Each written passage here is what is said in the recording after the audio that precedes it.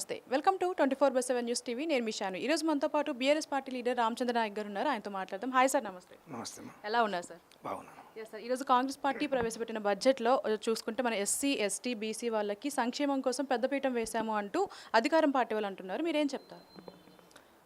పాత సీసాలో కొత్త సార నింపినట్టుంది. పోయిన సంవత్సరం ఏదైతే బడ్జెట్లో పెట్టారో అవే పేజీలు మళ్ళీ తిరిగి రాసిరు తప్ప కొత్తగా చేసింది ఏం లేదు. గతంలో కేటాయించిన నిధులు ఈ రోజు వరకు కూడా రూపాయి ఖర్చు చేయలేదు. చివరికి బడ్జెట్లో గిరిజనుల పేరు మీద, దళితుల పేరు మీద బడ్జెట్లో పెట్టడం, తర్వాత వాటిని డైవర్ట్ చేయడం తప్ప ఈ వర్గాలకు సంక్షేమం జరగటం అనేది జరగట్లేదు. జరగట్లేదు. ఇప్పుడు ఏదైతే మెయిన్గా కాంగ్రెస్ పార్టీ అధికారంలోకి రావడానికి reason, one of the reason 6 గ్యారెంటీలు. మరి 6 గ్యారెంటీలో మెయిన్గా 2,500 రూపాయలు మహిళలకి, 4,000 రూపాయలు పెన్షన్ అని చెప్పారు కదా.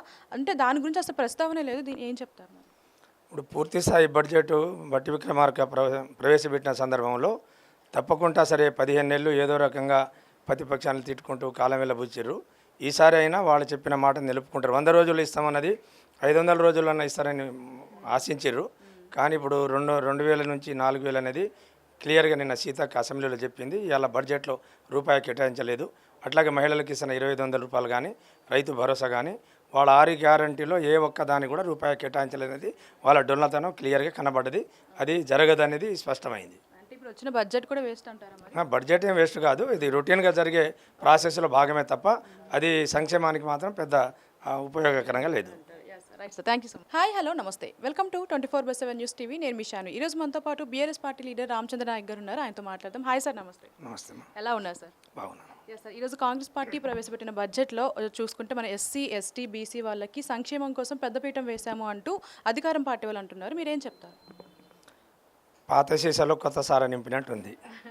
పోయిన సంవత్సరం ఏదైతే బడ్జెట్లో పెట్టారో అవే పేజీలు మళ్ళీ తిరిగి రాసిరు తప్ప కొత్తగా చేసింది ఏం లేదు. గతంలో కేటాయించిన నిధులు ఈ రోజు వరకు కూడా రూపాయి ఖర్చు చేయలేదు. చివరికి బడ్జెట్లో గిరిజనుల పేరు మీద, దళితుల పేరు మీద బడ్జెట్లో పెట్టడం, తర్వాత వాటిని డైవర్ట్ చేయడం తప్ప ఈ వర్గాలకు సంక్షేమం జరగటం అనేది జరగట్లేదు. జరగట్లేదు. ఇప్పుడు ఏదైతే మెయిన్గా కాంగ్రెస్ పార్టీ అధికారంలోకి రావడానికి reason, one of the reason 6 గ్యారెంటీలు. మరి 6 గ్యారెంటీలో మెయిన్గా 2,500 రూపాయలు మహిళలకి, 4,000 రూపాయలు పెన్షన్ అని చెప్పారు కదా. అంటే దాని గురించి అసలు ప్రస్తావనే లేదు. దీన్ని ఏం చెప్తారు?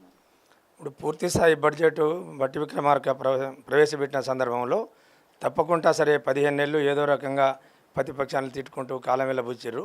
ఈసారి అయినా వాళ్ళు చెప్పిన మాట నిలుపుకుంటారు. 100 రోజులు ఇస్తామన్నది 500 రోజులన్నా ఇస్తారని ఆశించారు. కానీ ఇప్పుడు 2,000 నుంచి 4,000 అనేది క్లియర్గా నిన్న సీతక్క అసెంబ్లీలో చెప్పింది. ఇవాళ బడ్జెట్లో రూపాయి కేటాయించలేదు. అట్లాగే మహిళలకు ఇస్తున్న 2,500 రూపాయలు కానీ, రైతు భరోసా కానీ, వాళ్ళ 6 గ్యారంటీలో ఏ ఒక్క దాన్ని కూడా రూపాయి కేటాయించలేదనేది వాళ్ళ డొల్లతనం క్లియర్గా కనబడ్డది. అది జరగదనేది స్పష్టమైంది.